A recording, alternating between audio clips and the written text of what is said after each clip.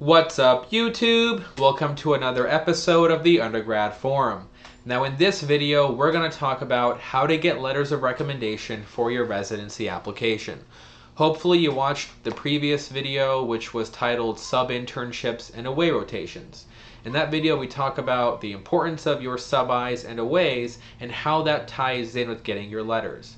As a quick one-liner, if you haven't seen the video, to make this video make sense and have some context to it, during your sub-internship, during your fourth year of med school, or during an away, you will be working for a month or so in your specialty of interest, really working as an intern, even though you're a fourth year medical student, working hard, trying to shine, and at the end of that rotation, it's kind of expected that you're going to ask for a letter from your attendings that you worked with during the sub-I because you performed at a high level in the specialty interest of choice that you have, and you worked with attendings in that specialty of choice, and it only makes sense, because that's the beauty of sub-Is, they're there to help you with the residency application, that you ask those people for a letter. So how do you go about doing it? What's the strategy here? And how do you be classy and professional the whole time? You want a good letter, let's be honest. I'm not a residency applicant consultant, so they take these next few comments with a grain of salt. This is just stuff that I heard, and I think it's also common sense.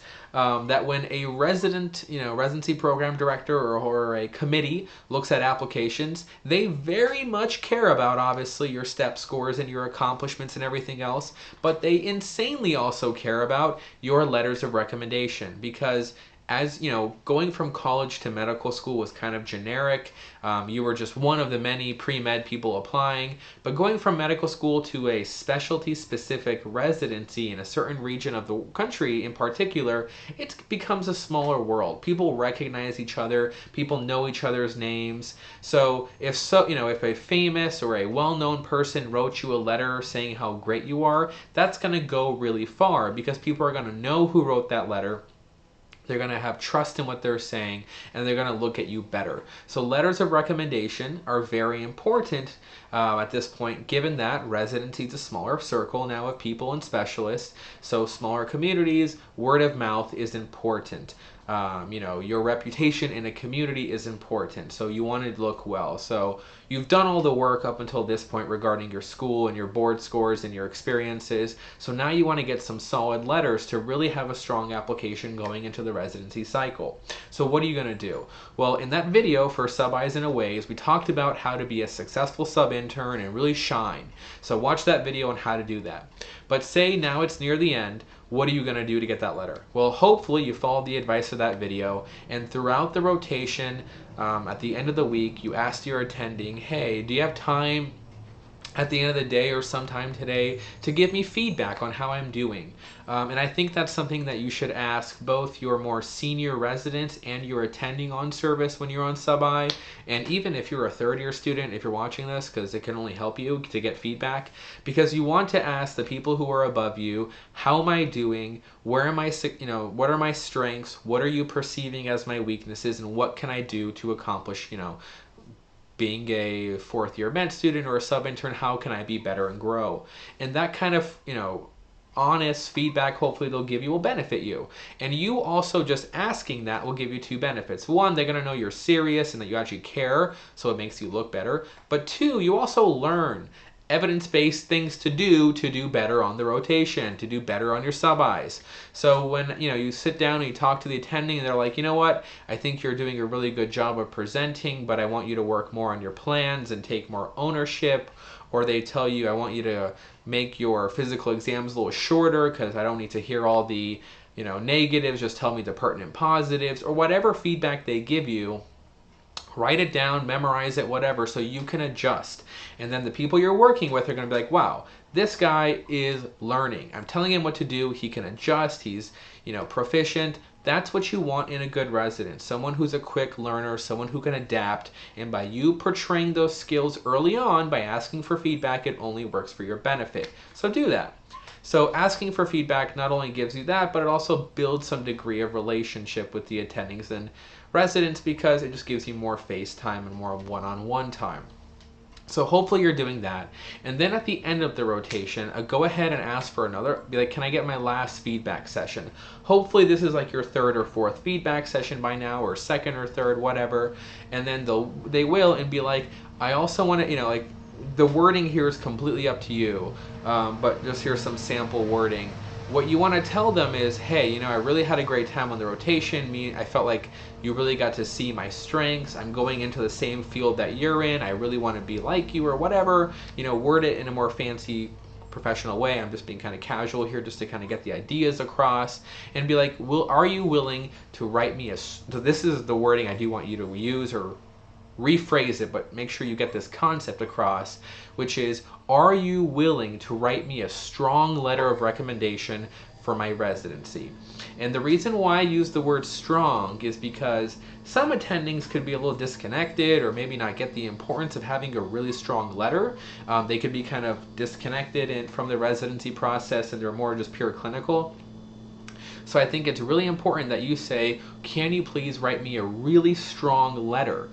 Because they could say, you know what, maybe I'm not the perfect person for that, because I don't feel like I know you that well, or whatever it may be.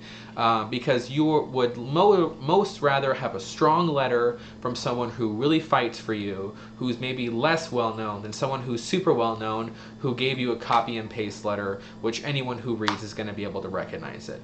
So make sure you ask for a really good letter. Say how important it is for you to get into the specialty. You really want to go to like a good program or whatever. So let them know that, so that they can write you the best letter. Now, after that, I'm sure they'll probably say yes. I mean, if you were a good sub-I or student, they should have no reason not to. But make sure the next stage, be like, okay, what would you like me to do? Don't just end it with, can you write me a letter? Sure. Okay, walk away all happy. No. That's just the beginning. Let's get the show on the road here. So ask them, what would you like me to do next? Here's the deadline for the letters. Figure that out for your ERAS. Tell them, for residency, once you write the letter, I'll be sending you a PDF that has a link where you have to make an account on ERAS and then upload the letter yourself. A secretary can do it for you, or whoever. The only thing is, they have to do it on their side. You can't do it as the student for them. So let them know. Here's the deadline for the letter of rec. Here's the process of uploading it. Here's how it works, so they know. Because you don't want them just to hand you an envelope with a letter and you're like, well, what am I going to do with this? I can't upload it on your behalf. So let them know that going in, so they're aware. So it doesn't catch them off guard, or if they're super busy, like, well, now I'm out of the country and the letter's on my computer and my secretary doesn't know how to access it. You don't want to end up in that situation. So let them know beforehand, deadline, how they have to upload, and what documentation they want from you. Almost all attendings are going to want your CV, maybe a personal statement that you're going to send in for residency, or they may want you to even draft a basic kind of thing for your own letter of recommendation. Don't get freaked out by this. They're not telling you to write the letter for them, but what they're saying is, write some of the key stuff that you want in there, so that I then know what's important to you. They're going to take that and probably delete everything and just read it. It's another way for them to know how to tailor the letter for what you're trying to do. It's just like courtesy. So don't get freaked out. Don't be like, oh, I don't know, I can't write my own letter. Well, obviously you're not writing your own letter. What they're trying to get is, hey, write a draft of some letter. Give me your CV, give me your personal statement, just so I know what you're about, what you think you're made of, what's important to you, and then they'll take all that information and write the letter for you in a really coherent way. That's how it's done mostly. Some attendings will be like, you know what, send me your CV, I'll take care of the rest. It totally depends on the attending, but I gave you the two spectrums, so hopefully that helps.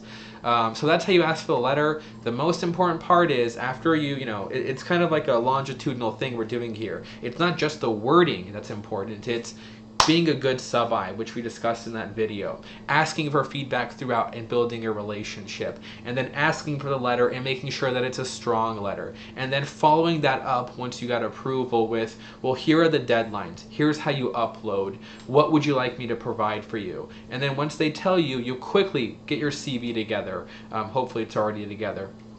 You have your personal statement or a draft of it ready. You draft the letter if they ask you to. You get all that ready quick. You put emphasis on that. You put priority, because you want to, again, show that you're a fast mover and you can keep up. You don't want to delay. And also, the more you delay, the more they're going to forget about you asking them for a letter, and then it gets kind of awkward. So do it quick, prioritize, send them all that information that they requested, and then follow up. Because attendings are busy, people are busy, give them a break. So follow up and be like, hey, just as a friendly reminder, the letter's due in such and such time. Don't be annoying, people, just use common sense. Don't be annoying. Just send a reminder gently after a month or so, or if it's getting close to the deadline. If you're checking ERAS and you're seeing that it hasn't been uploaded, what I did was when I sent people that information, I went onto ERAS, and all you have to do is put the person's information in, like their name, their title, their department, and whether or not they're a chair, and you hit like okay, and then it creates like a cover letter that you print out or save as a PDF, and then you email it to that person. I would send that PDF cover letter with my CV and my personal statement to them when I wanted a letter, just so that they have everything in one email they can always go back to. Here's all this stuff, and here's the PDF of how I upload the letter, and I would just check on ERAS to see when people are uploading it, and that's you don't have to bug them to say, hey, have you uploaded it? With ERAS, will show it within like a few minutes if they've uploaded. One of my letters, the guy uploaded it the night before the deadline. No big deal, it's like I didn't submit anyways until it opened, but it just makes, but I was just kind of nervous, and I was like, oh man, I've already asked him twice, I'm going to ask him a third time, but when it comes down to deadlines, you very politely remind them and let them know, hey, the deadline's tomorrow, any way that I can help. Do you need help composing it? Do you need help with the letter? What could I do? You just put yourself out there to make sure your letter gets out on time and you have a complete application when it's open in time for submission of the applications process. So I hope this helps, guys. It's a longitudinal process to ask for a good letter, but I hope you understand that it's something that just isn't done overnight. It's done over time. Good letters take time to build. But so that was all about letters in the clinical setting. What about research? Okay, so that's another area. If you're doing basic or clinical science research in medical school, going to residency, that's a given. You should get a letter from that person. Talk to your PI or whoever you're doing the work with. Same thing. You've already built a longitudinal. You've been going into the lab. You've been working with them. They know you're a hard worker. Same concept. Ask for a quick meeting with them. Be like, hey, I've been working in your lab. I'm applying to residency. I'm most likely doing what you do.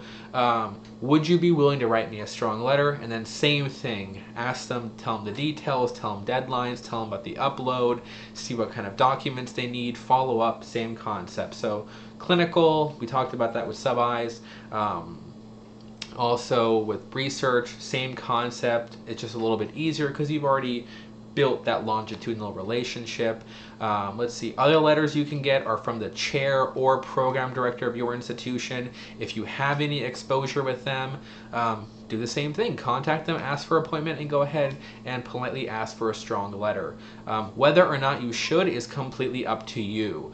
Talk to residents in your department, talk to recently matched students at your school and say, hey, is it a good idea for me to get a letter from the chair or the PD, whether I know them a lot or not. So that's completely up to you, but again, always consider you should probably get a letter from the chair or PD, but I would say you should probably only do it if it's a good letter. If they've never met you, that's kind of weird, but some schools still do it. So in that case, I'm going to say talk to people specifically at your school, residents, attendings, etc. Tell them about your application in particular and see if it's a good idea for you to do that. Alright guys, I hope this helped with how to get letters of rec for your residency application. It's probably a little bit more complicated than you expected, or maybe it's more simple, who knows. I hope this video helped you guys. If you have any questions, drop them down below in the comment section. Write your questions on Facebook or Twitter. As a community, we can all come together and help each other answer questions.